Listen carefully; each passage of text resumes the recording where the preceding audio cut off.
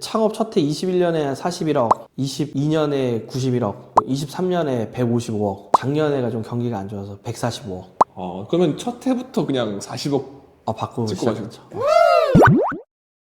창업하시게 된 계기가 있으세요? 내 일이 아니니까. 저도 이제 본능적으로 그냥 적당히 공부해서 대기업 갈 만한 대학교를 가서 대기업에 정말 딱 갔는데 거기에 맞춰서 그냥 열심히 일하고 있는데 30이 넘어가다 보니까 내가 여기서 계속 일을 하다가 좀 더 있으면은 내가 이직에 대한 선택 권한이 있는 게 아니라 강제적으로 회사에 충성하면서 내가 무조건 여기에 순응하며 다녀야 되지 않을까 라는 생각이 들었어요. 그래서 내가 선택권이 있을 때 나의 인생에 좀 방향키 쥐어야 되지 않을까 싶어서 나의 일을 하고 싶었죠.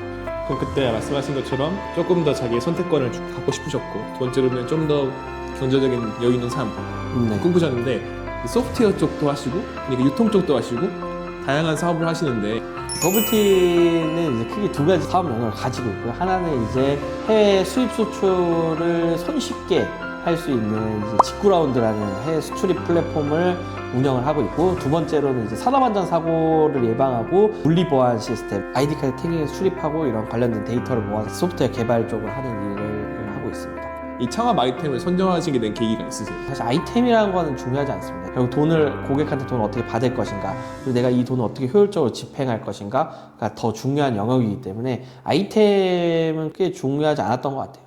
이걸 보고 나서 나도 개발 쪽을 생각하신 분 있다 하면은 코딩 실력이 어느 정도 돼야 이 소프트웨어 개발 사업을 할 수 있다고 생각을 하세요? 저 지금 코딩 못해요. 아 그래요? 아예 못해요. 그런데도 하셨잖아요. 그쵸. 왜냐면 CEO의 역할은 코더로서 하는 게 아니에요. CEO의 역할은 비즈니스 모델, BM을 잘 짜는 것이 중요하니까.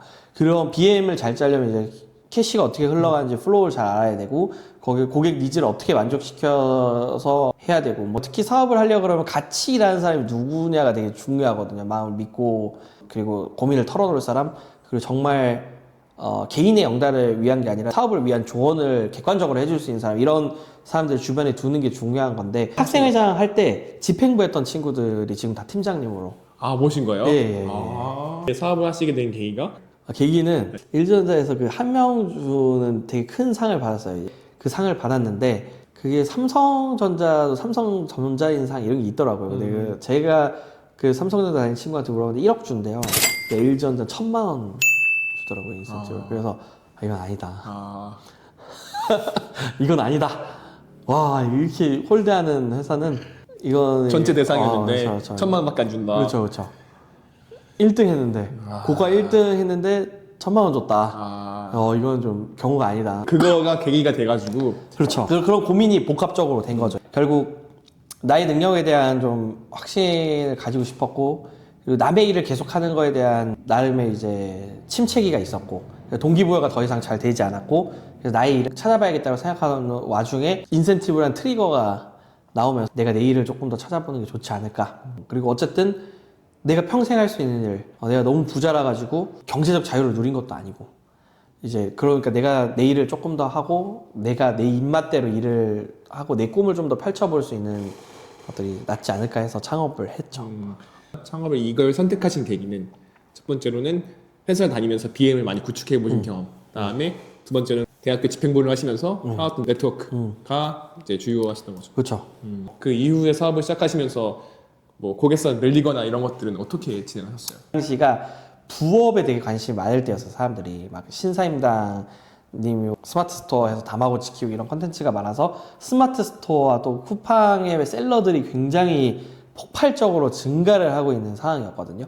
근데 이 셀러분들이 물건을 어디서 구해올까 라는 게 되게 궁금했어요. 그래서 보니까 대부분 중국에서 사오더라고요. 근데 이게 사기가 진짜 많은 거예요. 그래서 이거 시스템을 만들어야겠다. 약간 입찰 시스템 비슷하게 해가지고. 그래서 내가 컵을 만들어도 어떤 로고를 새겨서 이런 거를 몇 개 사고 싶어라고 올리면 그거 내가 얼마 해줄게를 입찰이 지금 쫙 달려요. 그럼 내가 선택을 해서 할 수 있는 거죠. 어떤 사람은 퀄리티가 중요할 수 있고, 어떤 사람은 납기가 중요할 수 있고, 어떤 사람은 딜리버리가 중요할 수 있고, 이런 거를 자기가 원하는 포인트들을 잘 제안해준 사람 선택해서 비즈니스를 성사시켜주는. 고객사를 구하는 게 쉽지가 않잖아요. 그렇죠. 그럼 어떻게 구하셨어요? 그거 사실 영업이라서 맨땅에 헤딩을 해야 돼요. 랭킹 스마트 스토어나 쿠팡에 잘 나갈 셀러한테 그 물건 어디서 구하냐, 이 플랫폼 이용해봐라, 이런 것들도 있고요. 그리고 저희가 그런 박람회 같은 것도 있어요. 뭐 코리아 이커머스 페어라던가 이런 데 저희 참가 기업으로 해서 그런 것도 홍보하기도 하고.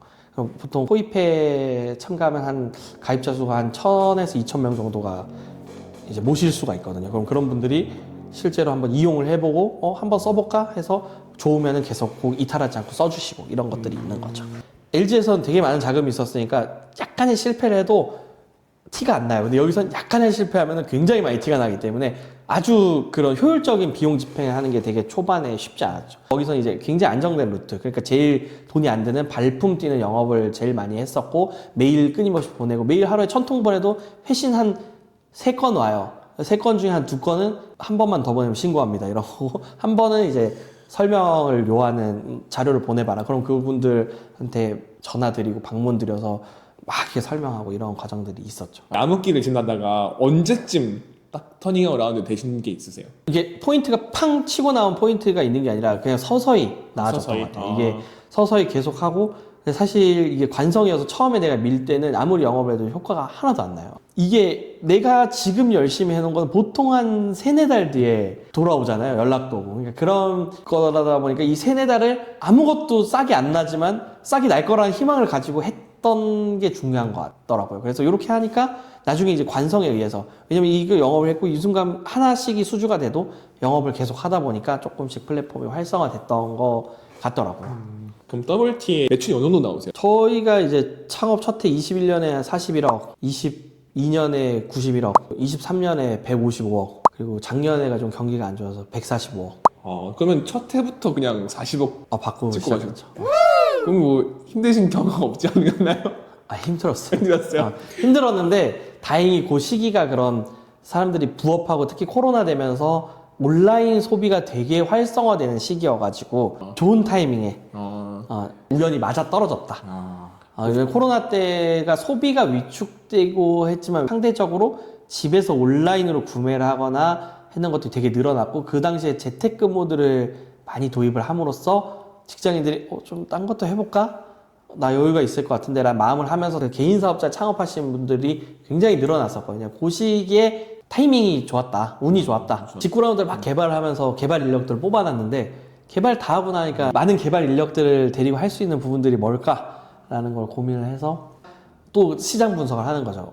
그럼 우리는 어떤 소프트웨어를 개발해야 될까? 어떤 소프트웨어를 개발해야 되고, 시장에서 어떤 소프트웨어가 지금 각광받고 있고 앞으로 주도를 하게 될까? 근데 사실 AI, 로봇 이런 거는 너무 이미 알려진 주제잖아요. 그러니까 알려진 주제를 했을 때 우리가 선두주자를 이길 수 있을까라는 고민을 했죠. 그거는 쉽지 않다. 그러면 현재 우리가 잘하는 기술들이 뭘까? 이런 것들을 먼저 축척을 해놓은 다음에 최근 중대재해법 이거 때문에 사고 계속 많이 나고, 그리고 또 이태원에 안타까운 사고가 있었잖아요. 그런 것들도 우리가 특정 구역의 밀집도나 이런 거를 AI로, 그리고 위치 정밀치기를 해서 계산할 수 있으면은 향후에는 안전 기준이 계속 높아질 거고, 그럼 더 많은 걸 시스템으로 관리하고 싶어 할 거고, 거기는 당연히 AI가 들어갈 거고 하니까 우린 그런 컨셉을 개발을 해서 제안을 해보자 하면서 국가연구과제나 이런 것들을 트라이 했었는데 다행히 좋은 결과가 있었죠. 그럼 잘 되시는 분을 보셨을 때 지금 직장인 다니신 분들이 이런 사람은 퇴사 후 창업을 하면은 잘 되는 케이스 같다, 뭐 특징 같은 게 느낌이 오시는 게 있으세요? 불만이 많은 사람들이 퇴사하면 잘 돼. 저 같은 경우는 불만이 생기더라고요. 왜 이렇게 하지? 끊임없이 좀 의문을 제기하시는 분들은 나와서 직접 그걸 해보면 이래서 이랬구나 라는 걸 좀 더 알게 되면서 잘 더 적용시키면서 자기 일을, 그러니까 그런 분들이 이제 회사가 가지고 있는 색깔과 자기의 색깔이 조금 일치하지 않는 분들이 보통 불만이 좀 많으니까 나와서 일을 하게 되면 좀 잘하시지 않을까. 그럼 지금 직장을 다니시는데 대표님처럼 이제 사업을 하고 싶은 분들도 계실 거잖아요. 이렇게 준비를 해서 다시 이렇게 할 것 같다라는 테크트리 같은 게 있으세요? 그러니까 저는 내 일을 해야겠다라는 게 너무 대전제만 그리고 나왔었는데 너무 생각 없이 나왔던 것 같아요. 회사에 있을 때 지금 다니고 있는 회사 인프라로 내가 정말 사업을 할 생각이면 많은 걸 준비해 놓는 거, 그러니까 명확한 아이템이 있어야 되고, 그걸 다양한 사람들한테 의견을 구해서 더 단단하게 만드는 기획이 중요한 것 같고요. 그게 확정이 돼 있으면은 내가 회사를 다니면서 몰래 테스트베드로 그게 정말 실현이 되는지에 대해서 확인을 하고, 그게 확신이 있을 때 전 퇴사를 하는 게 좋다고 생각을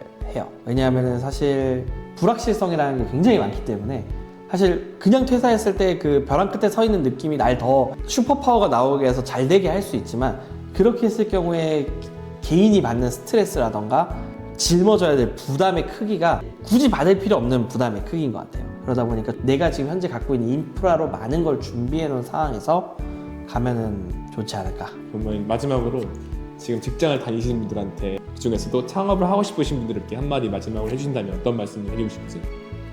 신중하게. 창업하면 분명 좋은 점들이 많습니다. 대신에 그 좋은 걸 누리려고 그러면은 누리는 거에 비해 더 많은 힘듦을 겪어야 돼요. 그래서 그 준비를 잘 하고 하시면 되게 후회 없는 사장 생활이 되지 않을까.